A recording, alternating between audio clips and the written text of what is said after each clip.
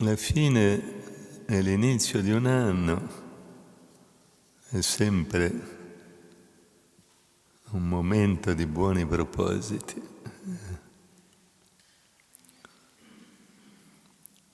Ma se bastassero i buoni propositi, cambiare la gente, il mondo sarebbe completamente diverso.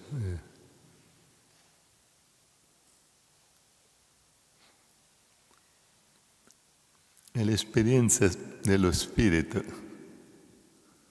che può cambiarli veramente.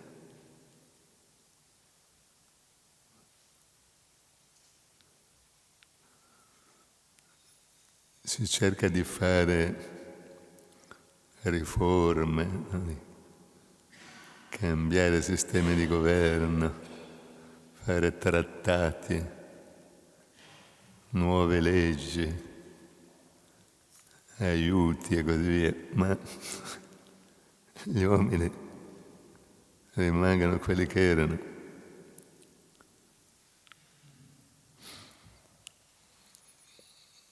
Cambia la data del calendario, inizia un anno nuovo. I vecchi calendari vengono sostituiti. Una volta venivano bruciati, adesso vengono riciclati. È l'unica cosa che è cambiata.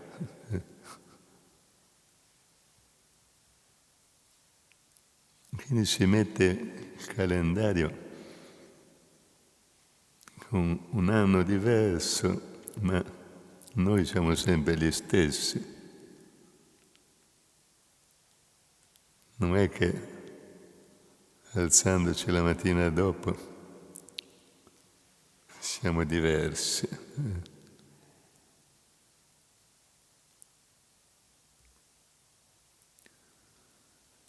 Quindi la via spirituale è l'unica strada che è davvero in grado di cambiare gli uomini. Una volta una persona mi chiese: ma tutte queste cose che tu mi hai spiegato riguardo l'esperienza spirituale, la luce divina, il contatto con lo spirito, ma non saranno per caso tutte illusioni, creazione della mente?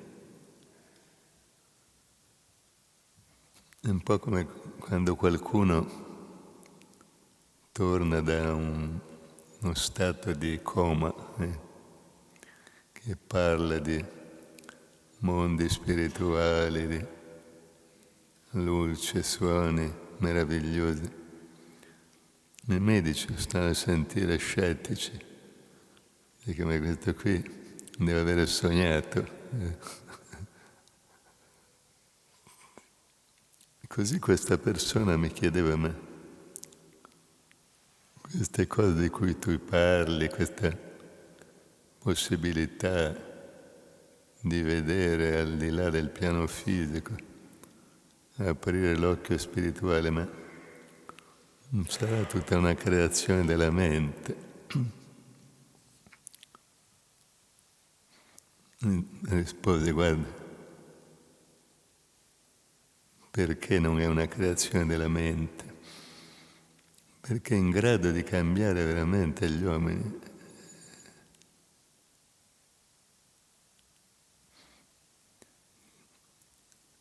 Quando io tornai dall'India, ero stato là solo 5 mesi.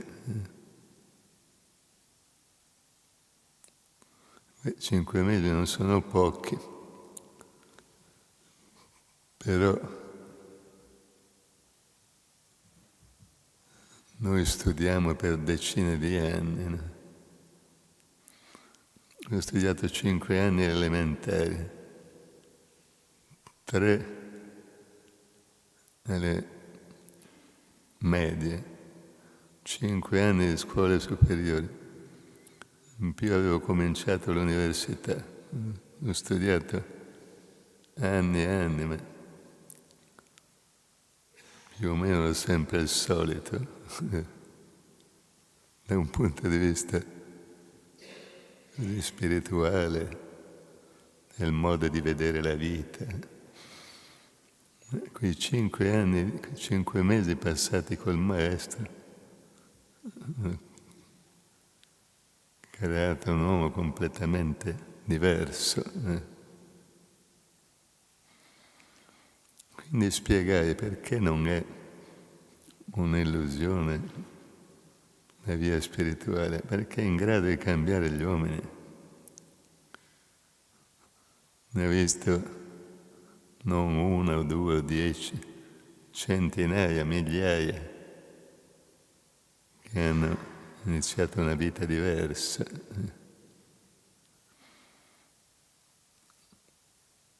Una vita più felice, più armoniosa, con una meta precisa da seguire. Prima di andare in India, come tutti gli esseri umani,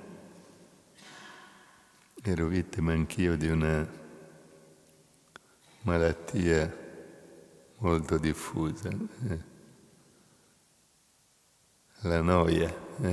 A volte c'erano dei momenti che proprio non sapevo cosa fare. Leopardi la chiamava tedium vitae, quando nessuna cosa ti interessa, nessuna cosa ti appassiona. Le persone anziane per passare il tempo vanno a giocare a carte o alla tombola, lo chiamano adesso con un nome americano, è il nome di un coniglio.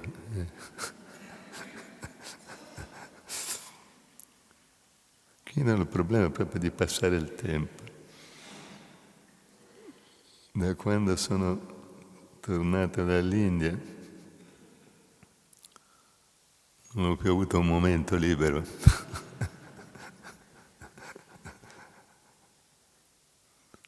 Quando non sai cosa fare, ti metti a meditare, stai tranquillo che il tempo ti passa.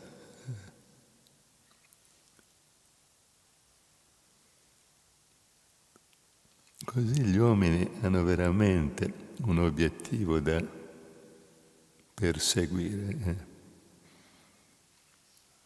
Perché qual è la tragedia dell'uomo moderno? Non sono le malattie di cui soffre, non sono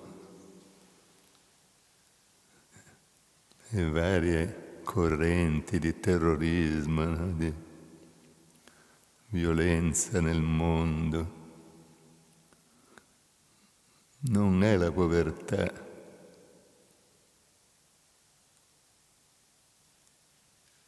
Non è la disparità delle ricchezze. Soffre di una malattia veramente poderosa, che è l'origine di tutte le altre malattie. La mancanza di una vera meta. Si pone delle mete che sono tutte illusorie e naturalmente poi il risultato è questo totale disordine che vediamo. No? Se avesse una vera meta, la meta di conoscere chi è veramente, di dove viene, dove è diretto. Se avesse questa meta scomparirebbero tutti i mali del mondo, violenze, malattie, sopraffazione dell'uomo sull'uomo.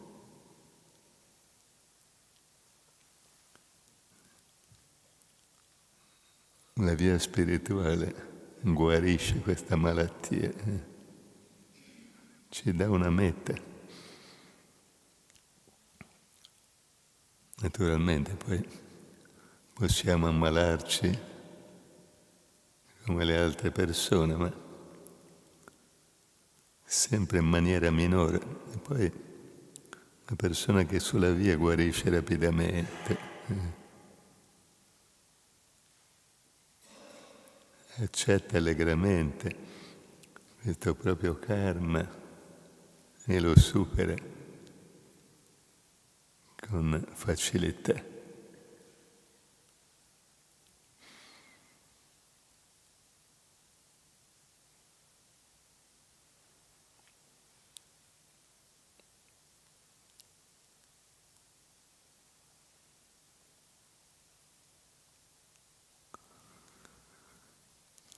C'è la storia di ladri, assassini, che incontrando il maestro sono diventati dei santi illuminati.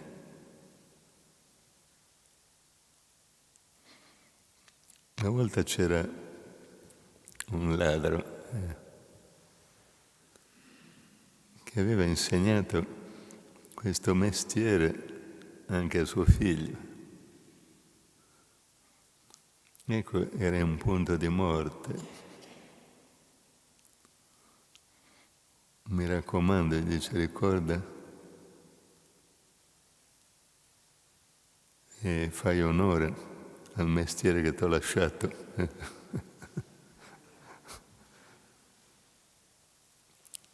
Ma ricordati due cose. Anche se ti arrestano, non confessare mai di aver rubato. E un'altra cosa che devi stare attento, non ascoltare mai i discorsi della gente religiosa, della gente che dice di essere saggia, non ascoltare mai i loro discorsi.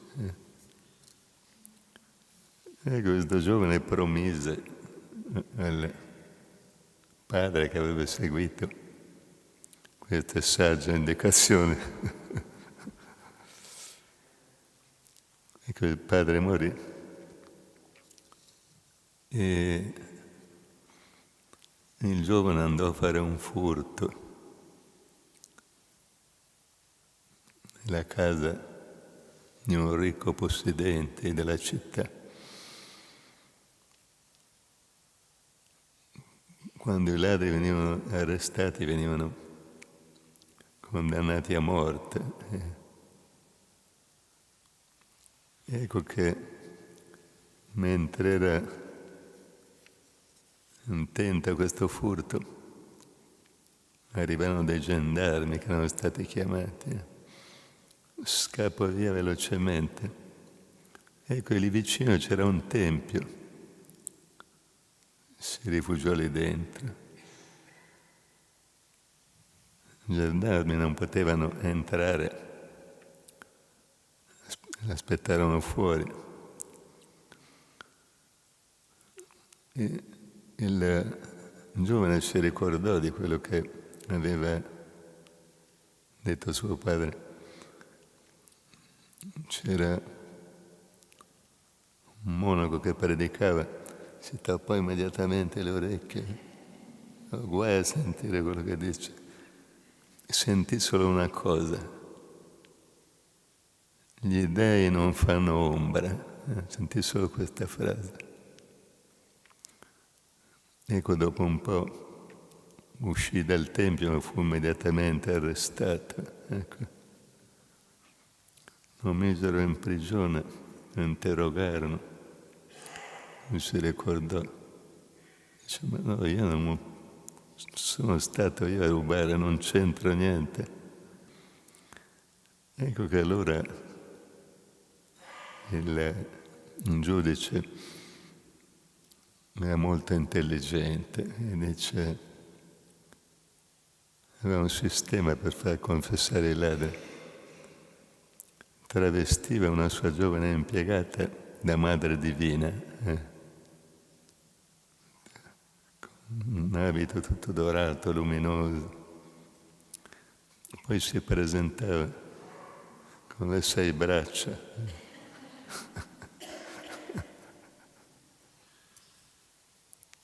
Questa madre divina si presentava a questi ladri o colpevoli.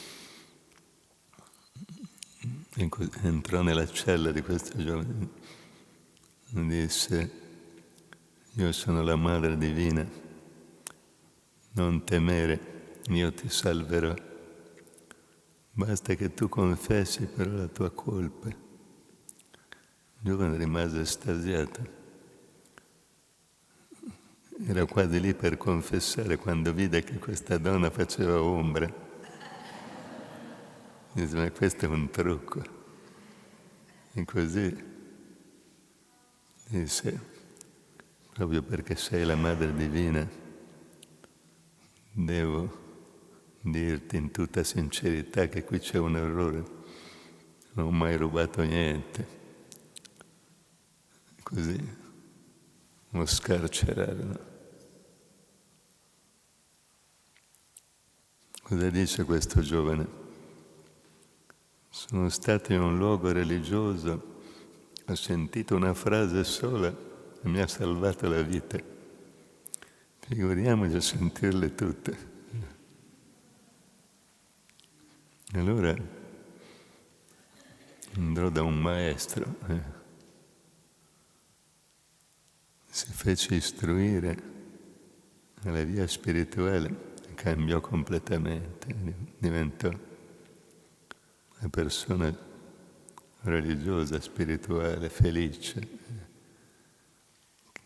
E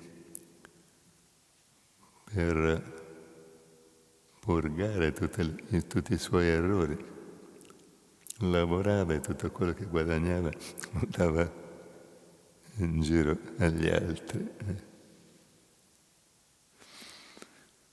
Quindi è l'esperienza dello spirito che può cambiare veramente gli esseri umani.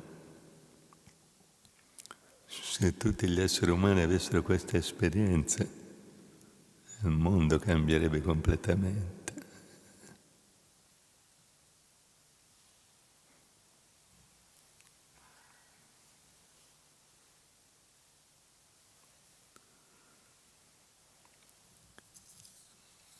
Così noi, cambiando la data del calendario, siamo gli unici in definitiva che possono fare davvero dei buoni propositi.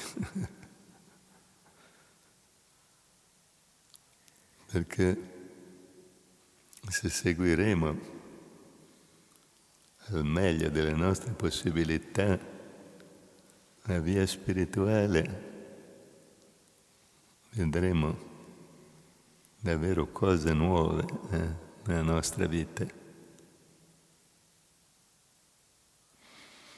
Avvicinandoci sempre di più a Dio che è perfezione assoluta, riceviamo tutte le sue qualità, pace, gioia, amore, beatitudine cosmica.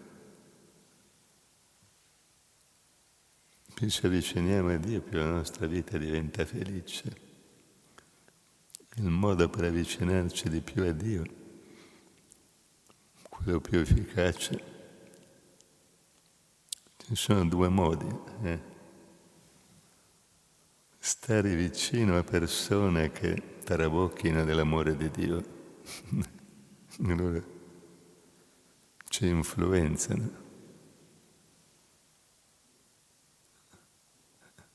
È come un'epidemia. E adesso è in giro l'epidemia di influenza.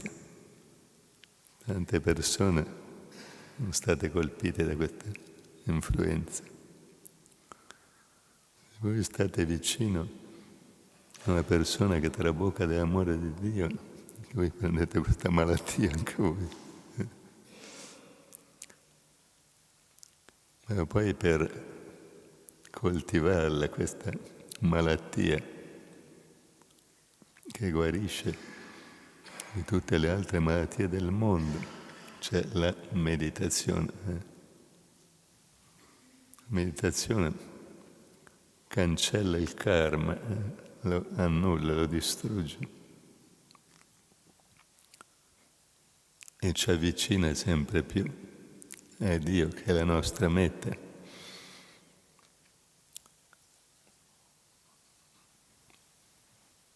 Quindi questi momenti